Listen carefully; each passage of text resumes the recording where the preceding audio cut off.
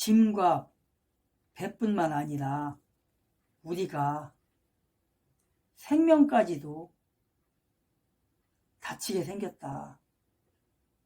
많은 손실이 있을 것 같다. 이렇게 얘기를 하는 거예요. 그러니까 가지 말자. 그냥 여기 있자. 근데 가게 되는 거예요. 11절, 12절 보니까 그럼에도 불구하고 백부장은 배의 선장과 선주의 말을 바울이 말하는 것보다 더 믿더라. 12절, 또 그 항구가 겨울을 나기에 불편함으로 거기서 떠나 어찌하든지 베니게까지 가서 거기서 겨울을 나고자 권고하는 자가 더 많더라. 베니게는 크레테의 항구로 남서쪽과 북서쪽을 향하고 있더라. 백부장은 지금 2년 후 2019년은 대한민국 건국과 임시정부 수립 100주년을 맞게 됩니다.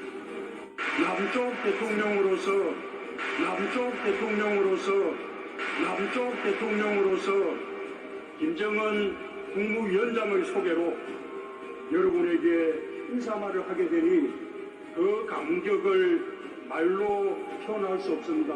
양복 선생이 이끌던 조선의용대가 편입되어 광복 후 수권 창설의 뿌리가 됩니다.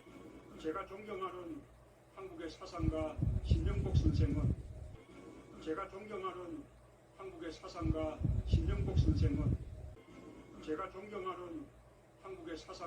신영복 선생은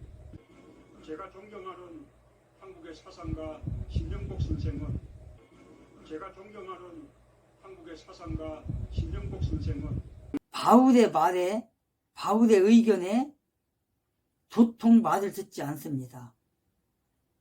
10절에서 선장과 선주의 말을 더 믿더라. 더 귀담아 듣더라. 바울의 말을 무시하더라. 바울의 말을 듣질 않더라. 안 들려고 하더라. 왜 그래요? 인간의 마음으로 보니까 그래. 인간의 눈으로, 인간의 생각으로. 왜? 선장과 선주는 뭐예요? 배와 함께 살던 사람들이잖아요. 그러니까 더 화나잖아, 사실상. 상식적으로 따지면. 바울보다는. 그걸 보는 거예요, 지금. 전문가라는 게 뭐예요, 전문가? 10년, 20년, 30년 더 가면 갈수록 전문가가 되는 거 아니에요? 화나게 되는 거예요.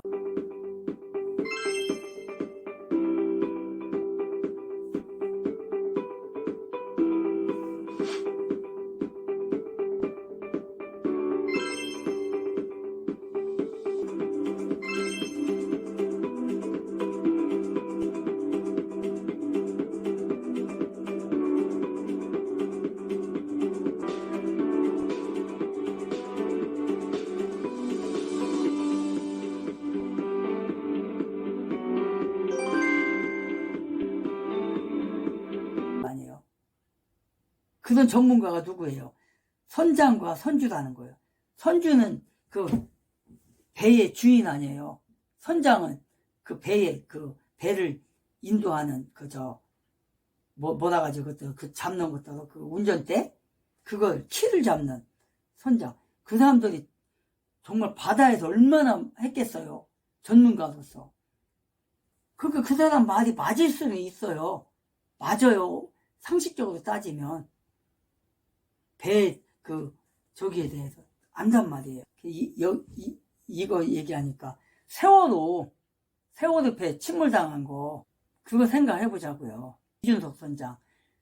이준석 하니까 저 이준석 이준석이네. 둘 다 나쁜 놈이네. 그러고 보니까 한 놈은 국민의힘당을 망쳐놓은 놈이고 한 놈은 세월호를 그따위로 만드는 놈이.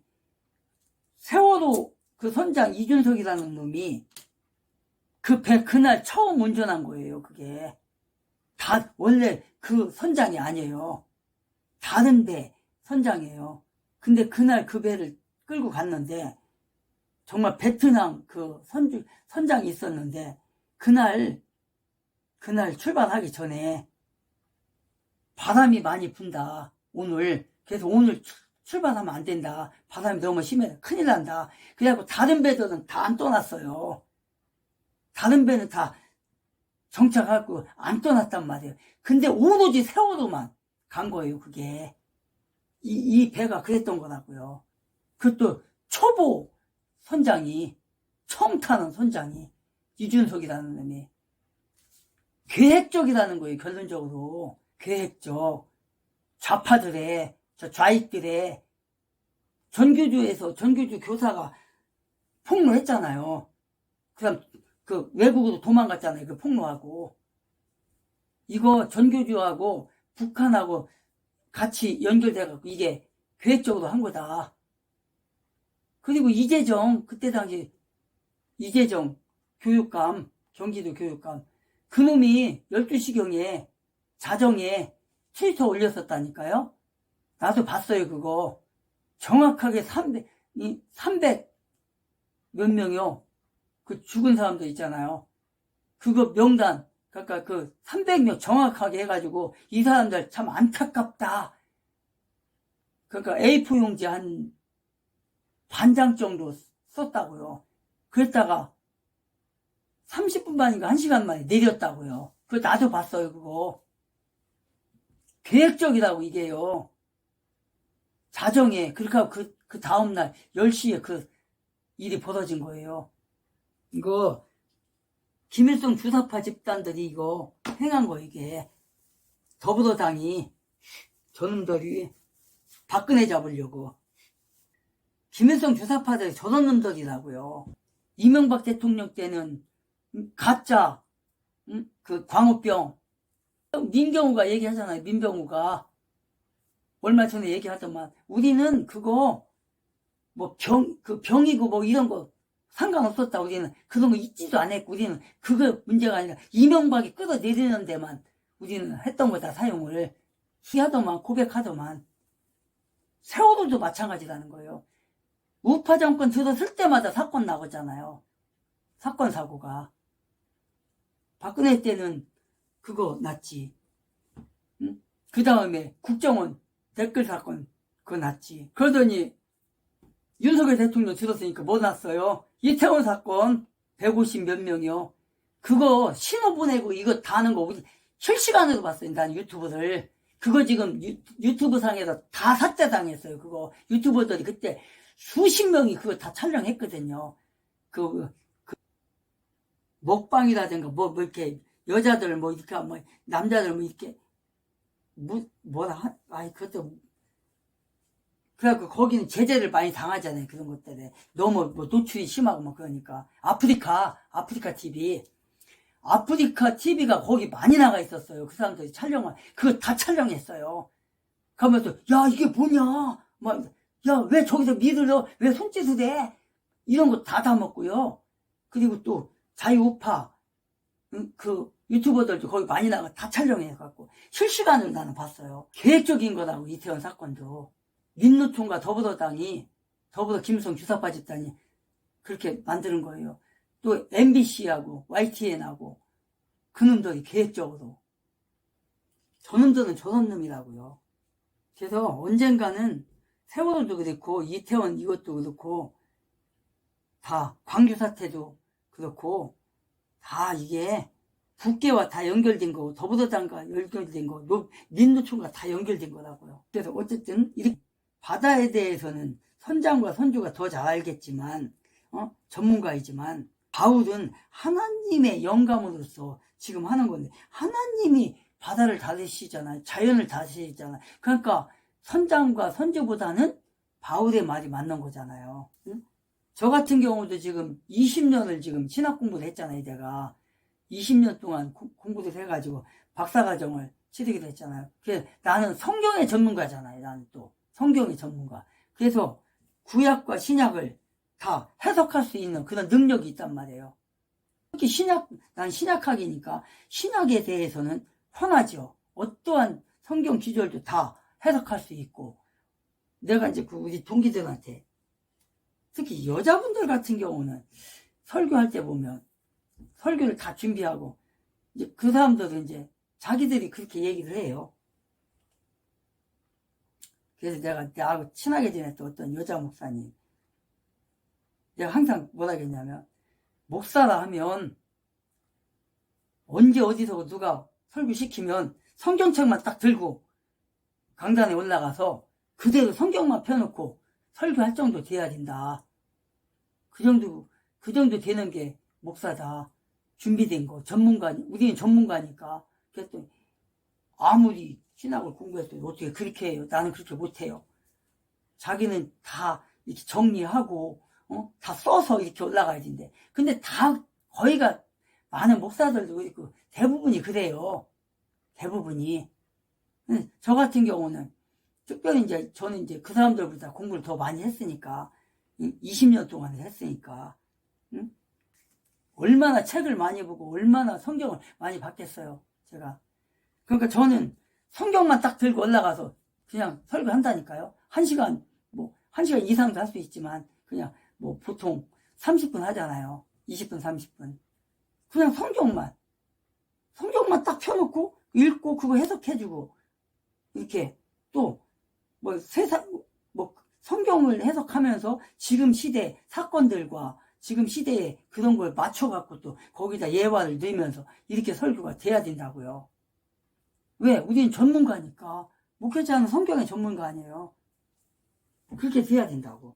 지금도 지난번에 어떤 사람이 후배 전도사를 만났는데, 그분이 하는 소리가, 요한 계시록 같은 경우는 10살이 손을 못 대는, 그거는 목사님들도 손을 못 댄다, 이렇게 얘기해요. 그래서 내가 그랬어요.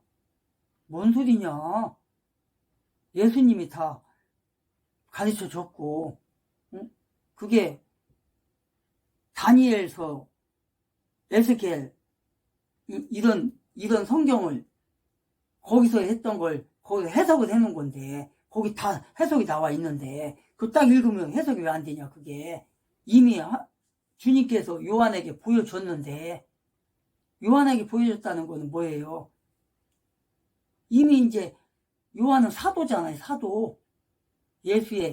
예수님을 섬겼던 베드로도 그랬고, 다 12제자, 70인의 제자들 다 보여준 거예요, 그게 요한에게. 자, 어제 윤석열 대통령 어제 카이스트 축사 중에 카이스트 졸업생이라고 알려진 사람이 강제 퇴장을 당했습니다. 왜냐? 윤석열 대통령 축사 중에 고함을 질렀기 때문입니다. 그런데 그 사람이 누구라는 겁니까? 알고 보니까 녹색정의당 대변인이라는 거예요. 실제 대통령실 경호처가 조치를 잘했음에도 불구하고 아니나 다를까 이재명은 이러고 대통령이 사과해야 된다 이러고 주장을 하고 있는 것인데요.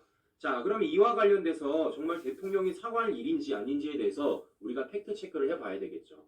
자, 그러니까 어제 윤석열 대통령 축사 도중에 소리를 지른 이 녹색정의당 대변인이라는 사람이 뭐라고 말을 했느냐, 이렇게 얘기를 했습니다. R&D 예산 복원하라고.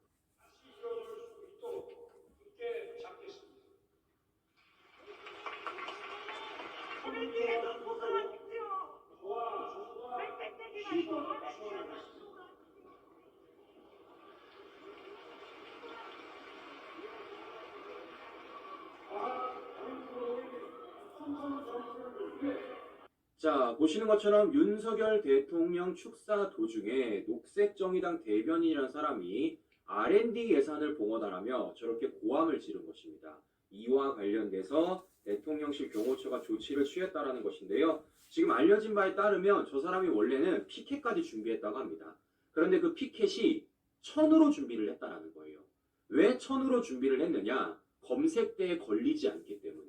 그러니까 이 카이스트 수료식에 참석을 함에 있어서 지금 검색대가 있는데 피켓을 크게 만들거나 또는 다르게 만들면 그 피켓을 지금 빼앗길 수도 있지 않겠습니까? 그렇기 때문에 저 사람이 지금 피켓을 준비하는데 그 피켓을 천으로 만들어 왔다라는 거예요. 실제 그것을 펼치려고 했는데 이 대통령실 경호처가 잘 대처를 해가지고 저렇게 고함을 지를 수가 있었던 것이고 그와 관련해서 조치를 취했다라는 겁니다. 자, 그러면 여기서 제가 한 가지 팩트 체크하고 싶은 건 무엇이냐면요. 바로 이거예요.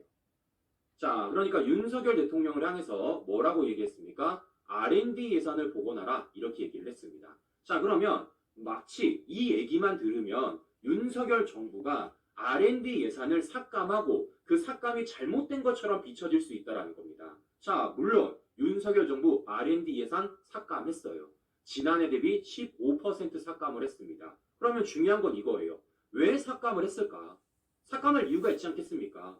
왜 삭감을 하느냐? 이거 너무 세금이 허투루 쓰여지기 때문입니다. 소위 말하는 연구비 카르텔이 너무 심했기 때문이에요. 14억을 받아서 교수 12명이 나눠갔고 심지어는 갈비업체 메뉴 개발에 혈세가 쓰였다는 겁니다. 이게 말이 됩니까, 여러분?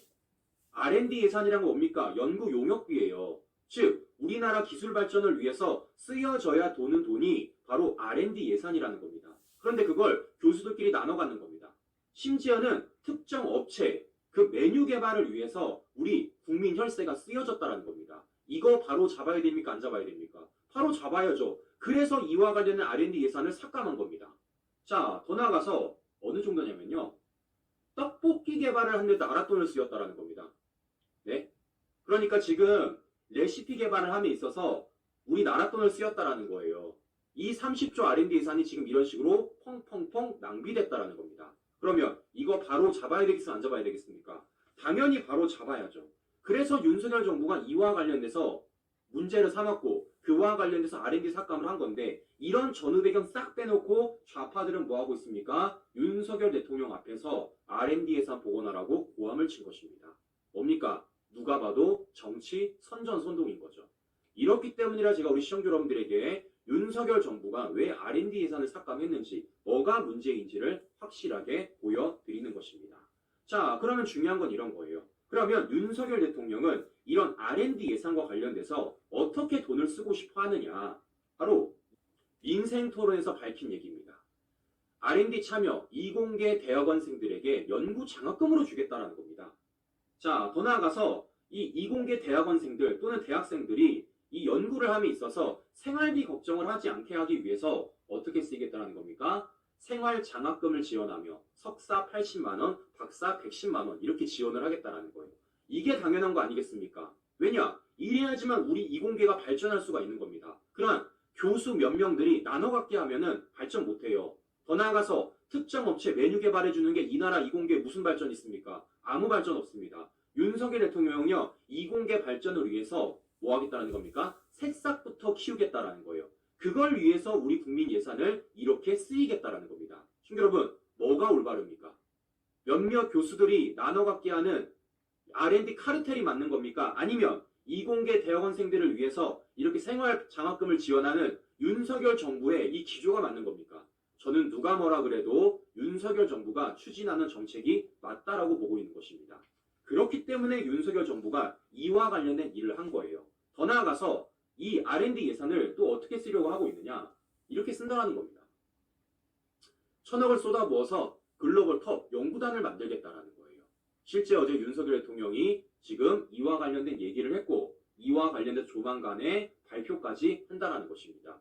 이게 진짜 국민 세금을 제대로 쓰는 거죠.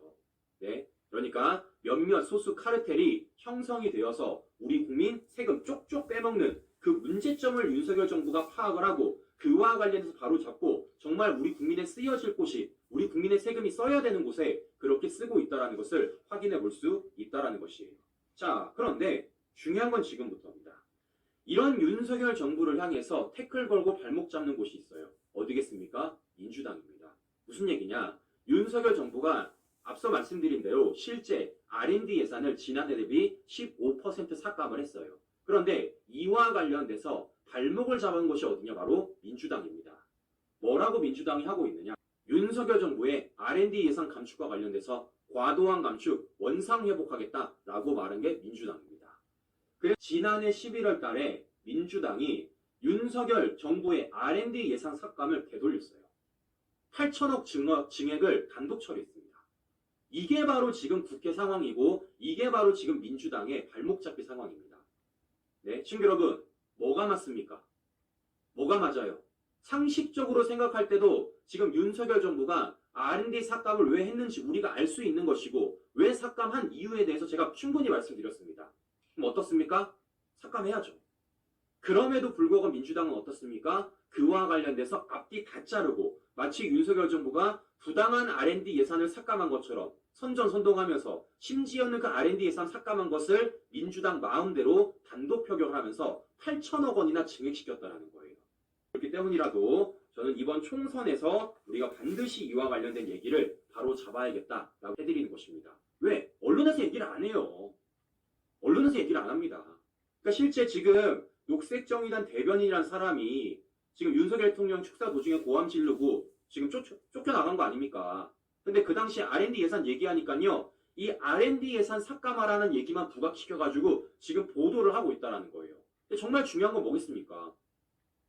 왜 윤석열 정부가 R&D 사건을 삭감했는지, 그 원인이 무엇인지, 어떤 문제점이 있는지에 대해서 우리 국민한테 알려야 될 거 아니겠습니까? 그래야지 우리 국민들이 현명한 판단을 할 거 아니에요. 아, 이러니까 R&D 예산을 삭감했구나. 이런 문제가 있구나. 더 나아가서 윤석열 정부가 R&D 예산을 어떻게 쓰이고 있는지에 대해서 우리 국민들한테 알려줘야 될 것 아니겠습니까? 근데 언론이 보도를 안 해. 그냥 기사 딱 읽어주고 끝나요. 더 나아가서 재판이나 잘 받으세요. 총선 앞두고 재판 불출석하겠다고 꼼수 부렸지만 법원이 예외 없다며 불허했습니다. 자, 이재명은 대답해라. 더 나아가서 재판이나 똑바로 받아라. 라는 말씀. 네. 거기에 벌써 뜻도 다 나와 있어요. 읽어보면. 그래서 내가 뭔 소리냐. 요한계시록 이미 다 하나님이 다 열어놨는데 뭐 영예를 하면 안 된다나? 영예가 아니다. 이건 영예가 아니다. 영예가 진짜 안 좋은 거거든요. 그게 잘못했다가는 뭐 누구처럼 뭐 그냥 어떤 사람들처럼 뭐 예를 든다면 뭐 사마리아 여인과 또 뭐 어디야 강도 만난 그런 거 갖다가 뭐 별 희한한 그 해석도 하는데 그게 다 안 맞는 거거든요. 그게 무슨 놈은 그게 뭐 기름이고 뭐 기도고 뭐 몇십 년이고 이런 그게 아니라고요.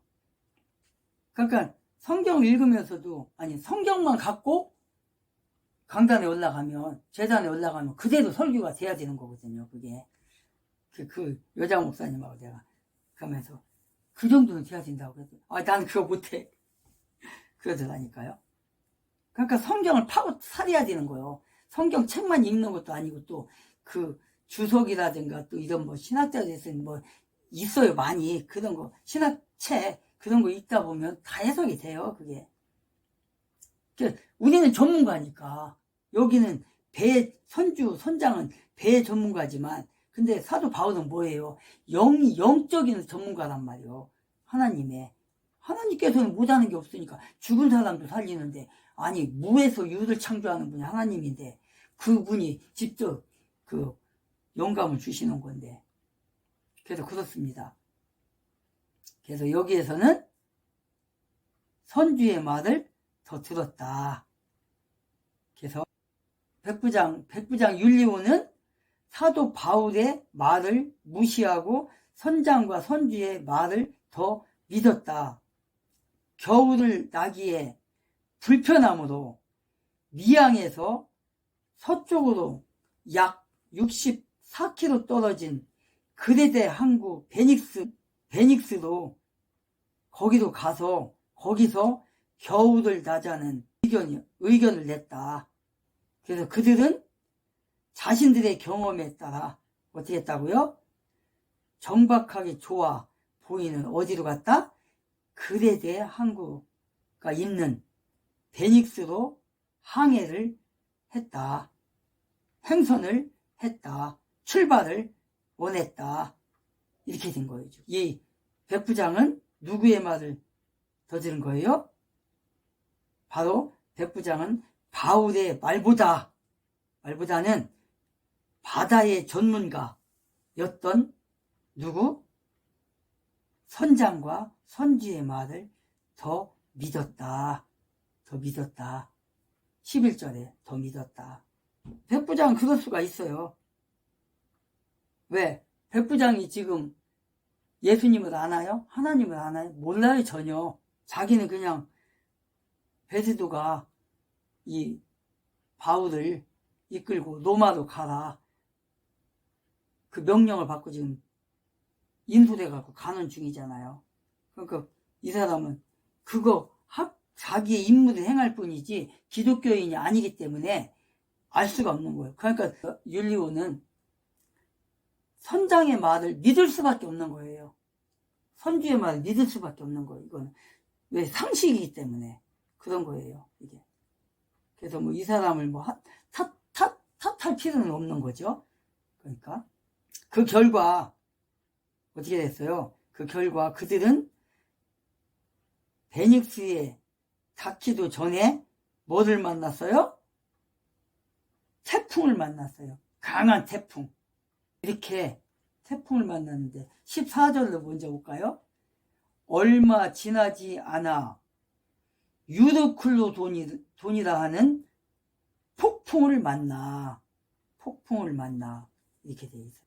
폭풍을 만나는 거예요. 이렇게 14절에 백부장은 선장과 선주의 말을 들을 수밖에 없었던 거고, 기독교를 예수님을 알았다면 바울의 말을 들었겠죠. 그러나 그리스도인이 아니기 때문에 바울의 말을 무시하고 선주와 선장의 말을 듣고 떠났다가 바람이 불므로 말미암아서, 폭풍이 불금으로 말미암아서, 파도가 침으로 말미암아서 이제 큰일을 당한 거예요 지금. 그래서 하나님의 영감을 받은 바울의 말보다는 인간의 말을 더 신뢰하고 더 믿었고 따랐던 그 책임은 안 따랐던 율리오나 선장과 선주에게 있는 거예요. 누구를 탓하겠어요. 이렇게 하나님의 영감을 받은 바울의 말을 듣지 않았으므로 말미암아서 이렇게 선장과 선주의 말을 들음으로 인해서 고통을 당하게 된다. 그래서 그리스도인들은 창조주 하나님을 의지하고 하나님을 따르며 하나님의 음성을 듣고 예수 그리스도의 지시함을 따라서 성령의 인도하심을 따라서 나아갈 때, 조언하고 할 때 귀담아 듣는다면 폭풍을 만나지 않았을 거고, 유르클루돈이라는 그 거대한 폭풍, 태풍, 바다가 출렁거려서 배가 파손이 되고 이런 것을 안 당할 수도 있었지만 그렇지 않다. 그래서 13절 보니까 13절에 남풍이 순하게 불므로 뜻을 잃은 줄 알고 생각하여 떠났다가 14절에 얼마 지나지 않아 유르클로돈이라 하는 강력한 태풍을 만났고, 배가 이제 15절에 보니까 배가 휘말려서 바람을 뚫고 나갈 수 없으므로 바람이 몰고 가게 되더라. 이제 사람의 힘으로는 할 수가 없다는 거예요 지금. 사람의 힘으로는 할 수가 없는 거예요 이제.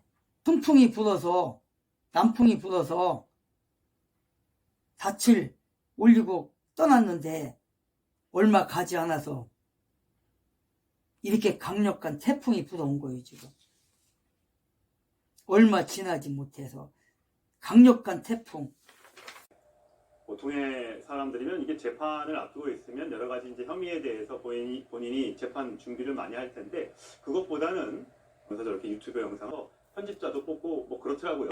조미 씨의 공소장에 들어있는 내용에 보면 여러 가지 이제 스펙의 위조 혐의가 드러나는데, 그 중에 하나가 이 공주대 교수, 그러니까 정경심 전 교수의 동창이 근무하고 있는 공주대 교수의 지정도서 독감 작성을 하는데, 선인장과 구피, 장미 이런 그 식물들을 키우면서 월 한두 번 정도 사진 촬영을 하고 보고를 했고, 연구실 수초 물 갈아주기 5번, 이래서 받은 게 홍조식물 배양과 유전자 탐지 실습, 공주대 인턴 확인서를 발급받았다는 겁니다. 불가라주고 했다는 이거 보면 과연 이게 제대로 발급이 된 서류인가라는 걸 그 기준은 결국 상식의 잣대가 돼야 되는 것 아닌가요? 적어도 논문에 대한 기여도라는 것이 일정 부분 있을 것이고 수초 물 갈아주기 뭐 몇 번 했다고 해서 그 논문에 기여도가 있다고 얘기하는 사람은 아무도 없을 거예요. 그러니까 상식의 잣대로 보면 민망한 수준이라고 봤기 때문에 검찰도 기소를 한 것이고 그 부분을 이제 판사가 판단을 하기 선생님한테 아는 선생님한테 부탁해서 이렇게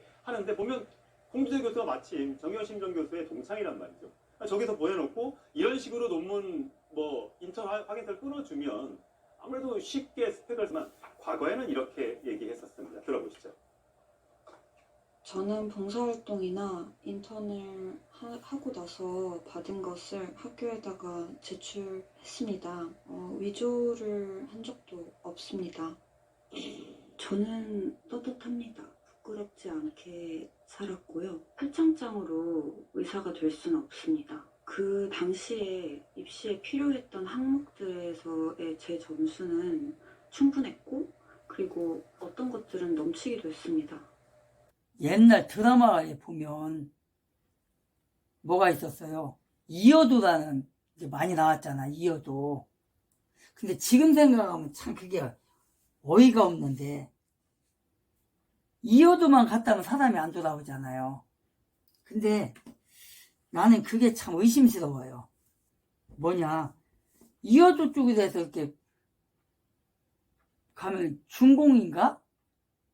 그쪽으로 나온다는 것 같던데. 그러니까 월북할 때도 그쪽으로 이렇게 가는 거 아닌가. 그리고 이제 거기 가서 진짜로 뭐 가서 사고 나갖고 죽을 수도 있는데 그런 거 아닌가. 그런 느낌이 들어요. 이게 이제 내가 작년이나 재작년이나 그때부터 이 생각을 했는데 옛날에 이런 드라마가 있었는데 이게 좀 이상하지 않나. 왜 그러냐면 이제 우리가 북계에서도 우리나라로 간첩 보내지만 우리나라도 북계로 간첩을 보내잖아요. 근데 막 몇 번씩 갔다 왔는데 막 그냥 살아오게 되면 의심을 한다는 거예요. 그래서 그 조사를 해갖고 보냈다가 마지막 올 때 비행기가 떨어져서 죽게 만들고 이런다는 거예요. 그리고 어떻게 해서 약속을 못 지키게 해서 거기서 죽여버린다는 거예요. 왜? 그렇게 되면 북계 쪽에 포섭이 당한 거야. 그러니까 양쪽 간첩이 된 거야, 이 사람이.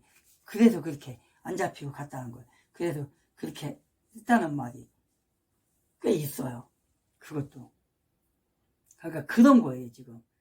배가 그대들 남부 해안에 마다라라는 그런 곳에 갔다가 배가 이렇게 그대대 항구를 향해서 가다가 폭풍우를 만난 거예요, 지금. 강력한 폭풍을 만난 거예요.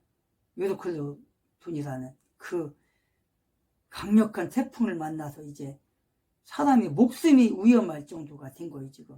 그들은 두려움에 빠진 거, 이제요. 두려움에 빠진 거. 폭풍으로 인하여서 엄청난 위력 앞에서 자기할 수밖에 없는 상황에 빠진 거예요, 지금. 굶주림과 허기짐과 그 물살, 배가 막 움직일 때 얼마나 막 사람이 태풍에 의해서 심하겠어요. 이렇게 인간의 능력과 생각은 한계가 있다는 거예요.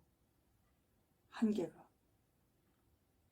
인생의 또 한치 앞도 내다볼 수 없는 그런 삶. 우리는 사실상 한치 앞도 내다볼 수가 없잖아요.